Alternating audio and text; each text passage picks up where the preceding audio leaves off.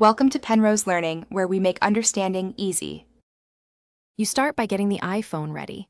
Confirm your cellular plan includes hotspot and that you have adequate signal.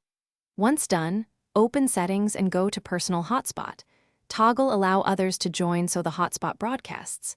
Make sure you set a strong WPA2 password and note the SSID, which is the iPhone device name. You do this first because Android will need the exact SSID and password to pair, and a secured network prevents others from joining while you connect. Now move to the Android device. Open Settings, then Wi-Fi, and scan for nearby SSIDs. Select the iPhone SSID you noted and carefully enter the hotspot password exactly as typed on the iPhone. Choose the network and let Android obtain an IP address via DHCP. If prompted, select to keep Wi-Fi on during sleep so background apps remain online. This step links Android to the iPhone network and ensures steady connectivity. If finish by testing the connection, load a web page or play a short stream on Android to confirm internet access.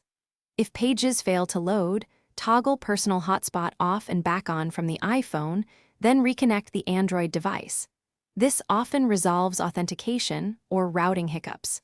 If that does not work, toggle airplane mode on the iPhone for 5 seconds and disable it to reset radios. Remember, restarting either device or renewing DHCP on Android usually clears lingering connectivity issues.